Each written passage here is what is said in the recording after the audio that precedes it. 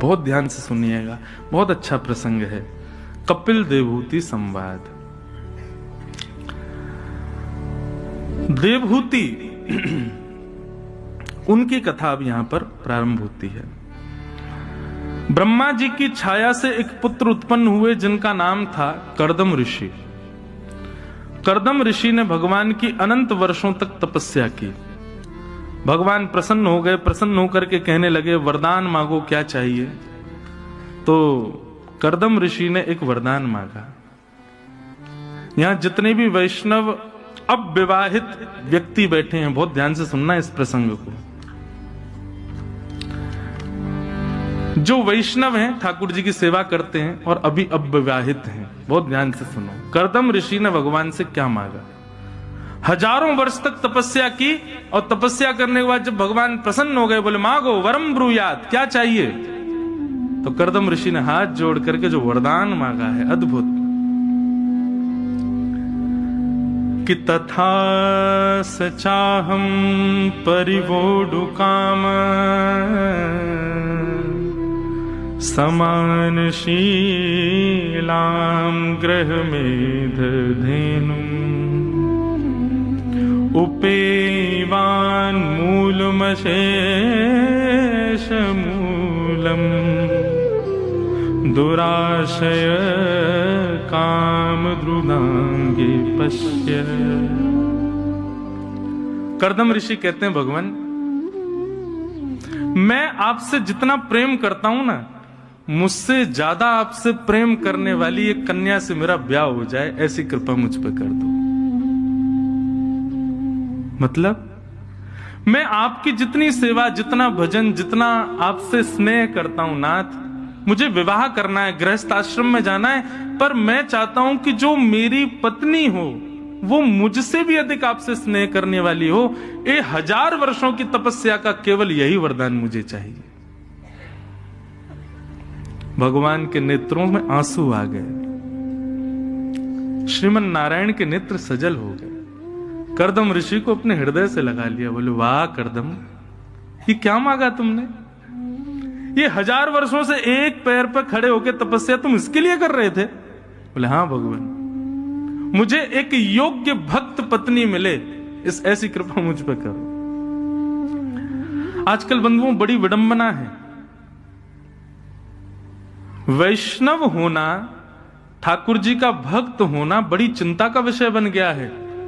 कहां तो युवा भक्ति मार्ग में आएंगे नहीं, और आते हैं तो उनके माता पिता बड़े चिंतित हो जाते हैं, क्योंकि मैं जगह जगह जाता हूं, इतने सारे बालक सुनते हैं कथा, आते हैं मिलने, उनके माता पिता कहते महाराज जी इसको समझाओ, बहुत भक्ति करता। मैंने तो इसमें दिक्कत वाली क्या बात? मैंने कि कोई माता पिता यूं कहे कि हमारा बेटा बहुत पीता है, बहुत खाता है, मैंने तो समझ आए, भक्ति करता है, इसमें समझाने की क्या बात है? वो नहीं महाराज जी, अब इसका विवाह होगा, अब कहीं इसका पति या इसकी पत्नी वैसी नहीं मिली तो? अरे खाने पीने वाला होता, खाने पीने वाली मिल जाए तो चलेगा, उसके अकॉर्डिंग तुम खाने पीने वाले बन जाओ। लेकिन हम वैष्णव हैं, हमको वैष्णव पति नहीं मिलेगा, इसलिए हम वैष्णवता छोड़ दें, ऐसा तो नहीं। इसलिए हमने अपने गुरुदेव से भी आज्ञा ली और एक संत से भी हमने पूछा। मैंने कि भैया, कई लोग ऐसा भाव रखते हैं कि गृहस्थ आश्रम में तो जाना है, हम वैष्णव हैं, कंठी माला पहनते हैं, तिलक लगाते हैं, ठाकुर जी की सेवा करते हैं, अब हमको वैष्णव परिवार मिलेगा कि नहीं, क्या करें? तो हमने एक उपाय तो बताया कि कर्दम ऋषि का ये मंत्र याद कर लो, इसका रोज ठाकुर जी से निवेदन करो और ठाकुर जी से क्या कहो, हे ठाकुर जी, हम आपसे जितना प्रेम करते हैं, हम आपके जितने नाम जप करते हैं, उससे अधिक आपसे प्रेम करने वाला, नाम जप करने वाला हमको जीवन साथी प्राप्त हो, ऐसी कृपा करो। और दूसरा, जितने भी वैष्णव बालक हैं जो लाइव भी सुन रहे हैं,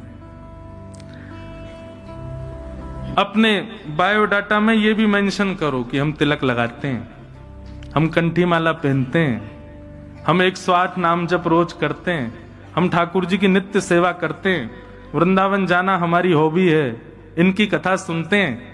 ये सारी चीजें मेंशन करके चलो, तो अगर खाने पीने वाला परिवार होगा ना, तो वो ब्रैकेट देखते ही कह देगा कि क्षमा करें, हम ब्याह नहीं कर पाएंगे।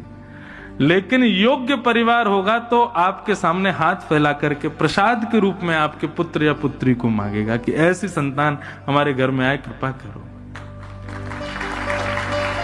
और सबसे बड़ी बात है भैया, ठाकुर जी से यही प्रार्थना करो, हे नाथ आपकी सेवा ना छूटे।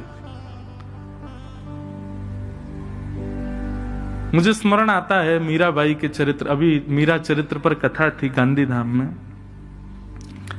तो मीराबाई ने स्पष्ट कर दिया था अपने होने वाले पति से कि हम आपके किसी भी सुख को पूर्ण नहीं कर पाएंगे। लेकिन फिर भी उन्होंने मीराबाई से ब्याह क्यों किया, उसके पीछे कारण वो बताते हैं कि भैया मेवाड़ में तो मीराबाई की वजह से खूब संत आते हैं, पर हमारे मारवाड़ में नहीं आते, इसलिए मैं मीराबाई से ब्याह करूंगा ताकि एक वैष्णव हमारे घर में आए तो उसकी वजह से वैष्णवों का मारवाड़ में आना शुरू हो जाए, हम इसलिए मीराबाई से ब्याह करेंगे। तो आजकल बड़ा खतरनाक हो गया है भैया, लोग बाग ब्याह ये पहले तो ये देख करके करते खाता पीता तो नहीं है, और आजकल उल्टा हो गया है, वो एकांत वार्तालाप में पूछ लेते तुम खाती पीती हो ना, बोला हाँ तो फिर ठीक है, फिर तो ब्याह कर लेंगे, दोनों रात में पैक लगा के पिया करेंगे, बोला हाँ फिर तो हमें बढ़िया बनेगी। कितना विचित्र हो गया है संसार। कुंडली मिले चाहे ना मिले, बाकी कोई गुण मिले चाहे ना मिले, पंडित जी कह रहे हैं एक भी गुण नहीं मिल रहा है भैया तुम्हारे, कोई नहीं, हमने एकांत में पूछ लिया, इसको भी वही प्रिय है जो ब्रांड मुझे प्रिय है, दोनों की बढ़िया चलेगी हमारी। बहुत विचित्र हो गया भैया संसार, यही तो कलयुग है, यही तो कलिकाल है। लेकिन वैष्णव जितने भी बालक हैं घबराओ नहीं, ठाकुर जी सब मंगल करेंगे। देखो अगर योग्य पति या पत्नी मिल जाए तो भगवान की कृपा, और अयोग्य पति या पत्नी मिले तो डबल कृपा। योग्य मिलेगी तो कृपा, दोनों मिलके भजन करना, और अयोग्य मिले तो उसके पक्ष का जो प्रेम जो उसको देना था वो भी ठाकुर जी को दे देना, लो ये भी आपका। अनुकूल मिले तो कृपा, प्रतिकूल मिले तो और कृपा। पर ये मंत्र बहुत सुंदर है, इसको याद कर लो। क्या कह रहे हैं कर्दम ऋषि कि तथा सचाहम परिवोडु काम शमान शीलाम ग्रह में दधेनुम उपेवान मूलम शेष मूलम दुराशय काम दुदांग्रे पश्य। ठाकुर जी इतने खुश हो गए कर्दम ऋषि के इस भाव से कि भगवान के नेत्रों में आंसू आ गए, प्रेम अश्रु आ गए, और उन्हीं अश्रु बिंदुओं से बिंदु सरोवर बन गया। भगवान ने हृदय से लगाया और कर्दम ऋषि से कहा कि हे ऋषि तुम चिंता नहीं करो, परसों तुम्हारा ब्याह होगा, और इस पृथ्वी के प्रथम मानव स्वयंभू मनु की बेटी देवहूति के साथ तुम्हारा ब्याह होगा। वो मेरी परम भक्त है, तुमसे ज्यादा भक्त है मेरी, उससे तुम्हारा ब्याह होगा। कर्दम ऋषि तो आनंदित हो गए, जय हो भगवान जय हो, मैं बड़ी कृपा हो गई मेरे ऊपर, आपने मुझे ऐसी कृपा कर दी, अनुग्रह कर दिया। एक जगह मुझसे किसी ने प्रश्न किया, महाराज जी कर्दम ऋषि ने मांगा तो संसार भगवान से, और आप कथाओं में कहते हो कि ठाकुर जी से ठाकुर जी के अलावा कुछ मत मांगो। देखो ठाकुर जी से कोई सांसारिक व्यक्ति भी वस्तु भी मांगनी हो ना, तो वो भी ठाकुर जी की प्रसादी के रूप में मांगो। पति हो, पत्नी हो, बालक हो। अब लोग कहते हैं हे बालाजी सरकार, हे वृंदावन बिहारी लाल, हमारा घर बन जाए। अब ये आ गई संसार की बात, लेकिन आप बिहारी जी से कहो, हे बिहारी जी अभी आप छोटे घर में विराज रहे हो, हम चाहते हैं कि आपका सुंदर भवन हो, आप सुंदर कक्ष में विराजो, आपकी सुंदर सुंदर व्यवस्था हो, ऐसी कृपा करो नाथ, आपकी सुंदर भवन निर्माण हो, आपका बने। ठाकुर जी को निवेदित करते हुए ग्रह की भी कामना होगी तो वह भी भक्ति बन जाएगा।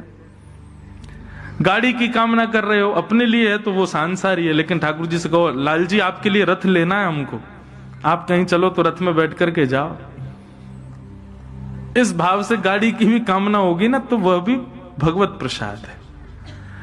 लेकिन कई लोग बड़े चतुर हैं, मन में तो ये सोच रहे हैं उपभोग तो हमको ही करना है, लेकिन व्यास जी कह रहे हैं तो बोलना ही तो है बस बिहारी जी से, आपके लिए चाहिए करवा दो, उपभोग तो हम ही करेंगे। ऐसा नहीं, पूर्ण रूपेण मन बुद्धि चित्त सब में ठाकुर जी का प्रसाद है, यही भाव होना चाहिए।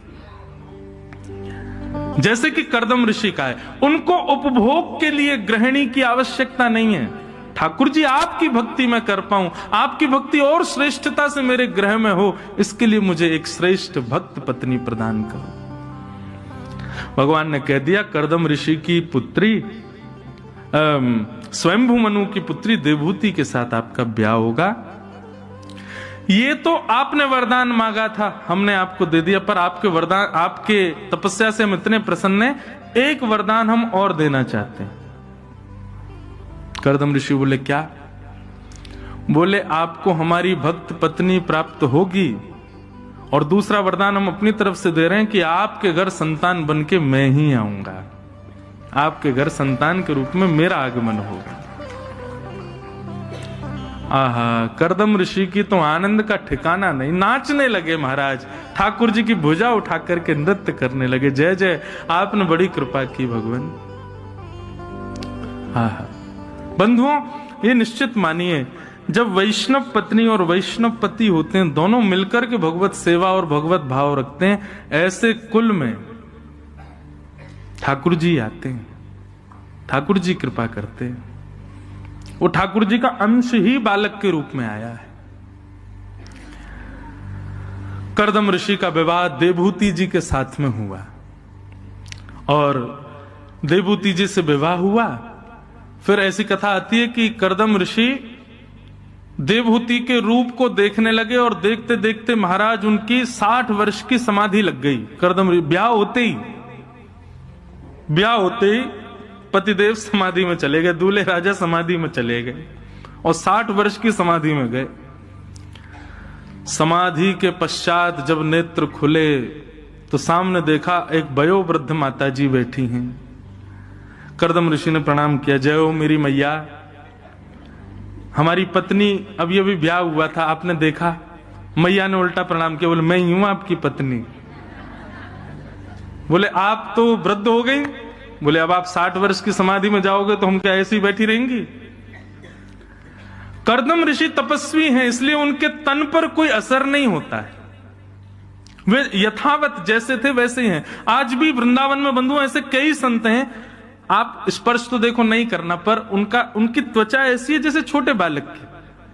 वो भजन करते हैं, उनका मुखाकृति भले ही उनके दाढ़ी होगी, जटाएं होंगी, उनका रूप ऐसा होगा, पर उनको देख करके कभी लगेगा ही नहीं कि ये सांसारी व्यक्ति है। ऐसा लगेगा नन्हा कोई बालक हो।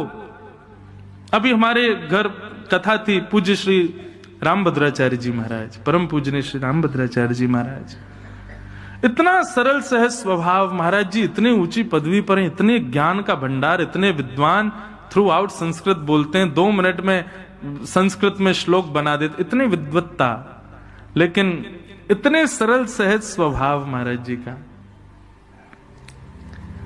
उनको देख के ऐसा लगता कोई छोटा बालक है क्या। कथा में जाने से पहले एक दिन, अब महाराज जी दिव्य चक्षु हैं, नेत्रों से देख नहीं पाते, तो बालक उनके संग रहने वाले तिलक लगाते थे उनके, तो मैं वहीं रहता था। तो नाम जप उनका चलता रहता, 2 लाख नाम रोज करते। नाम जप करके जब तिलक पूर्ण हुआ तो मुझसे बोले इंद्रेश, और फिर मैंने कहा हाँ महाराज जी, तो अपने गाल पे हाथ रख के बोले मैं क्यूट लग रहा हूं ना? मैंने महाराज जी बहुत बढ़िया लग रहे हो आप बहुत प्यारे लग रहे हो। और उनके तन का स्पर्श जब हम करते, हाथ का, मुख का, चरण, तो बिल्कुल ऐसा जैसे बहुत नन्हे बालक की कोमल त्वचा होती है, ऐसी। ये सब भजन का प्रताप है कि युग और समय का क्रम हमारे शरीर पर लगता नहीं है। हम जितने ज्यादा सांसारी होंगे उतने ज्यादा संसारी दिखने लगेंगे, हमारे रूप में भी दिखने लगेगा कि बहुत संसारी व्यक्ति है।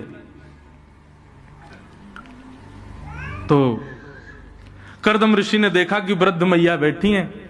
कर्दम ऋषि ने कहा देवी, आपने अपना संपूर्ण युवावस्था हमारी सेवा में निकाल दी, हम 60 वर्ष तक समाधि में रहे, आपने हमारी इतनी सेवा की। अरे आप चाहती तो अपने पिता के पास चली जाती, कहीं और ब्याह कर लेती, लेकिन आपने हमारा त्याग नहीं किया। हम बड़े प्रसन्न हैं, बताओ हम आपको क्या दें। देवहूति माता बोली, अब वृद्धावस्था में क्या देंगे आप।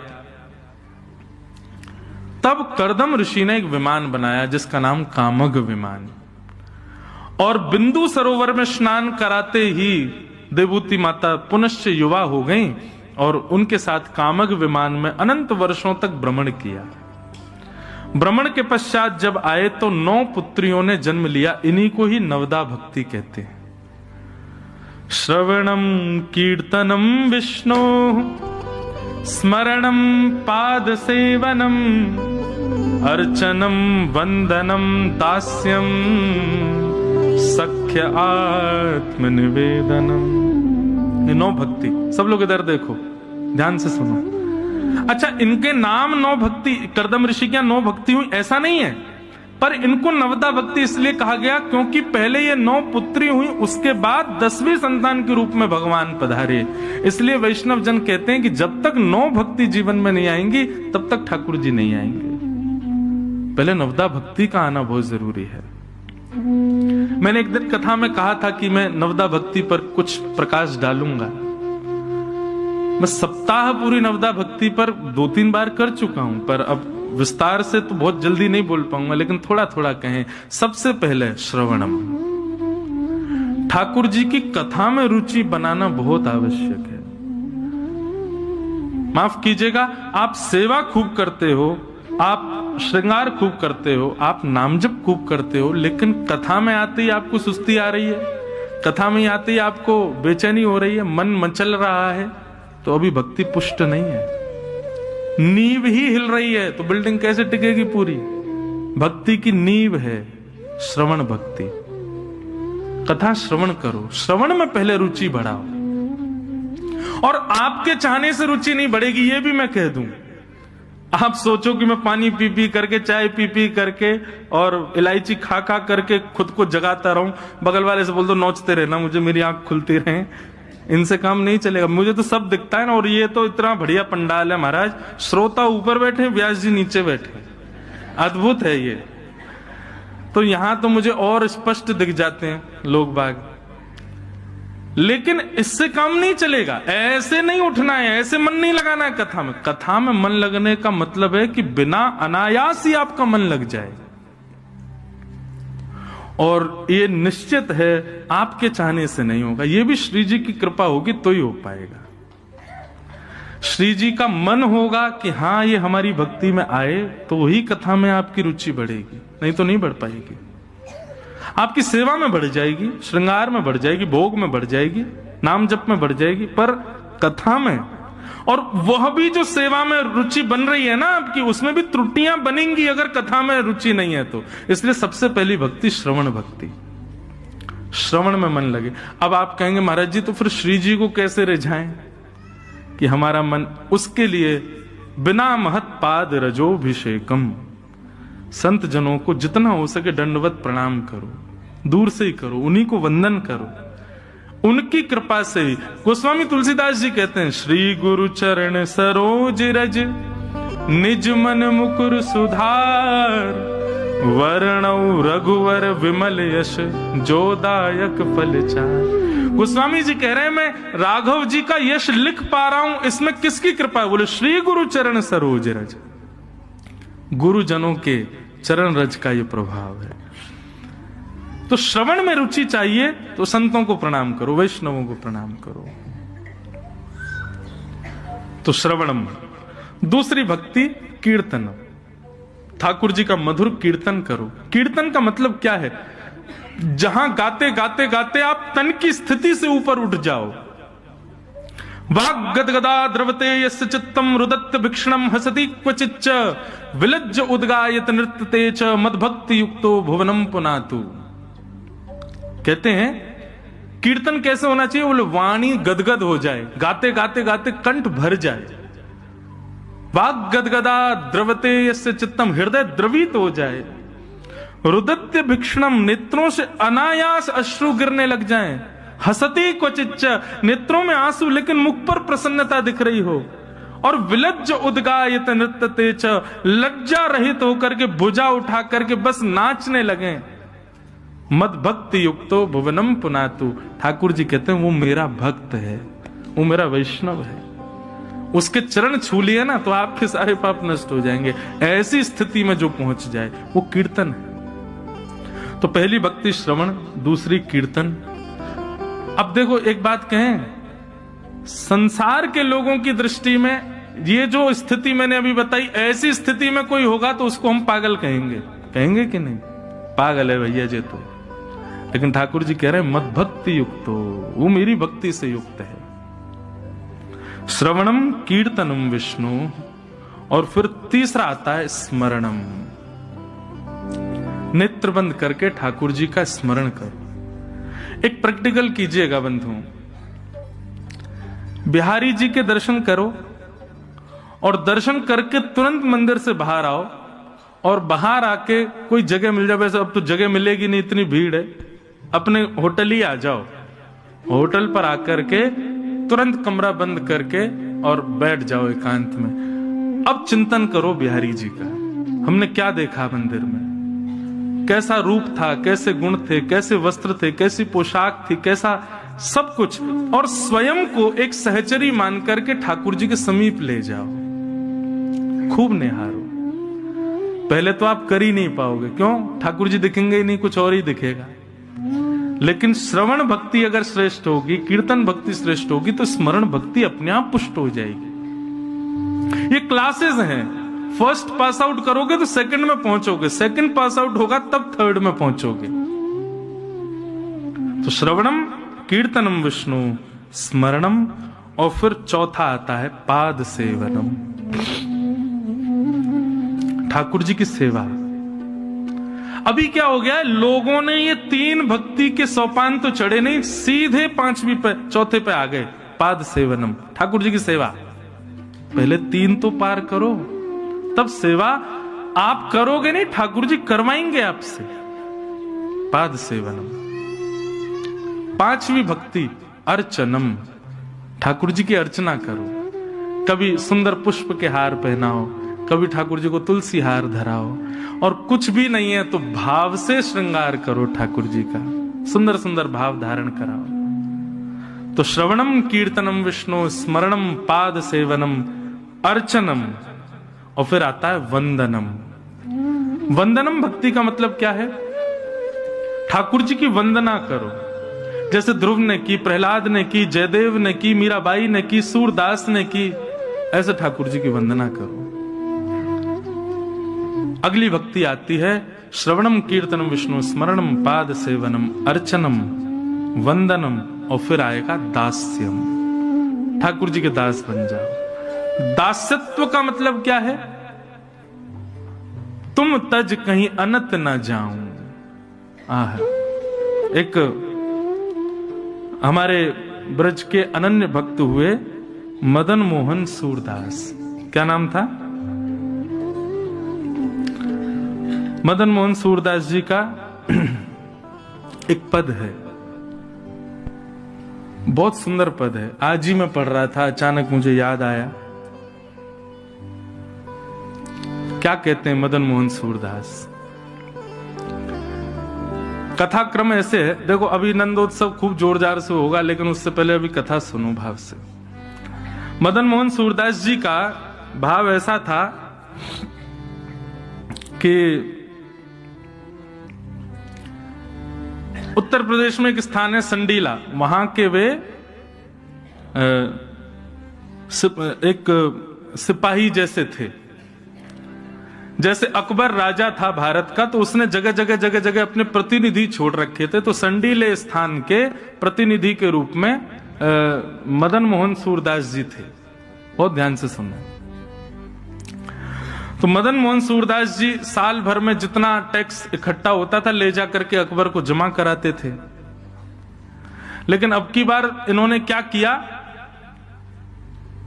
जितना भी कर आया उस सारे कर से, सारे धन से इन्होंने संतों के भंडारे कर दिए, ठाकुर जी के उत्सव कर दिए, बढ़िया ठाकुर जी के मनोरथ कर करा करके, और जितना पैसा टैक्स का आया था जो अकबर को देना तो सब खर्च कर दिया संतों की सेवा में। अकबर के यहां से पत्र आया, बोले भैया साल भर का जितना कर आया भेजो। तो इन्होंने क्या किया, तिजोरियां थी उनमें पत्थर ईंट भर भर के भेज दिए अकबर के यहां, और एक पर्ची लिख करके भेजी, और उसमें क्या लिखा, बोले 13 लाख संडीले उपजे सब साधुन मिल गटके। 13 लाख सोने की मोहर हुई थी, पर सब साधुओं ने मिलकर बढ़िया पूरी कचौड़ी बना बना के सब ने गटक ली। 13 लाख संडीले उपजे सब साधुन मिल गटके, मदन मोहन सूरदास आधी रात वृंदावन को सटके। सब छोड़ छाड़ के वृंदावन भगे आए। अकबर को जब ये बात पता चली तो अकबर को गुस्सा तो नहीं आया, लेकिन अकबर के जो नीचे रहते थे लोग, उन्होंने कहा, बोले इसको पकड़वाओ, गिरफ्तार करो। वृंदावन में आकर के मदन मोहन सूरदास जी रहते थे, अकबर के सैनिकों ने आकर के उनको पकड़ लिया और ले जाकर के जेल में, कारागृह में बंद कर दिया।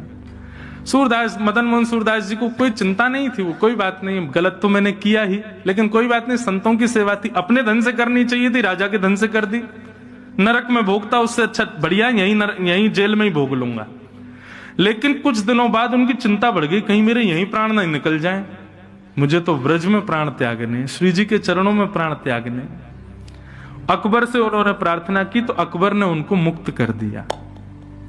वृंदावन आकर के रहने लगे। यहां पर ब्रजवासियों के घर घर जाके भिक्षा मांग करके खाते, रज में ही सोते, ब्रज रज का तिलक लगाते, ऐसा जीवन उनका हो गया। एक दिन ठाकुर जी प्रकट हो गए मदन मोहन सूरदास जी के सामने, और ठाकुर जी जैसे ही प्रकट हुए चरणों में गिर गए, बोले जय हो भगवान, आपके दर्शन हो गए प्रत्यक्ष। ठाकुर जी बोले राम राम राम, कैसा जीवन हो गया तुम्हारा। बोले क्यों, वो संडीले में तो तुम बढ़िया घोड़ों पे घूमते थे, सोने के सिंहासन पर बैठते थे, हैं 56 भोग का भोग लगाते थे, और यहाँ पे देखो ब्रजवासियों के यहाँ अंजलि फैला करके मांगते हो, नंगे पांव चलते हो, पैरों में कांटे लगते हैं, रज में सोते हो। अब हम कृपा करने आए, तुमको वापस संडीला भेज रहे हैं, हम तुम दोबारा से वहीं के सूबेदार बन जाओ। तब ठाकुर जी के सामने मदन मोहन सूरदास जी ने यह पद गाया, बहुत सुंदर पद है। क्या कह रहे हैं, मेरी गति तुम ही अनेक तोष पाऊं।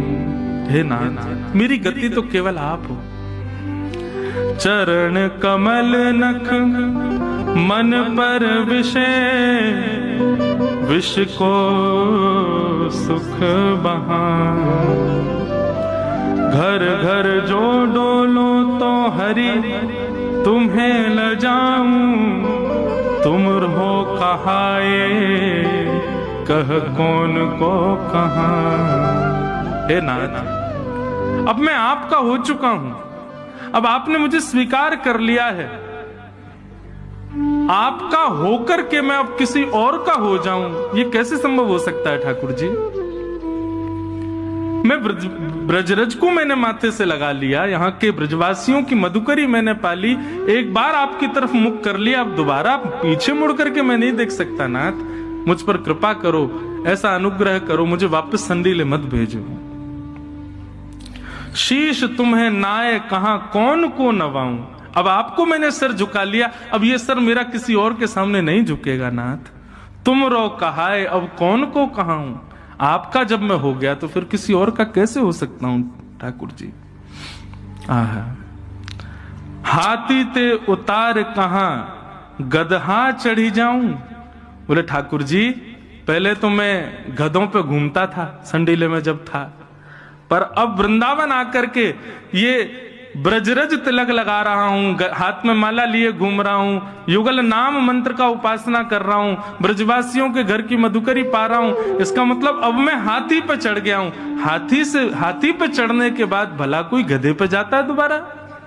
बंधुओं, जिन्होंने भी नाम जब प्रारंभ कर दिया है, जिन्होंने भी तिलक लगाना प्रारंभ कर दिया है, जिन्होंने भी श्री जी की उपासना प्रारंभ कर दी, जिनका मन वृंदावन की ओर मुड़ चुका है, निश्चित ही वो गधे से उतर के अब हाथी पे बैठ गए, वो हाथी की सवारी कर रहे हैं। बस इतना ध्यान रखना, ये हाथी की सवारी बनी रहे, दोबारा गधे पे ना जाना पड़े। एक बार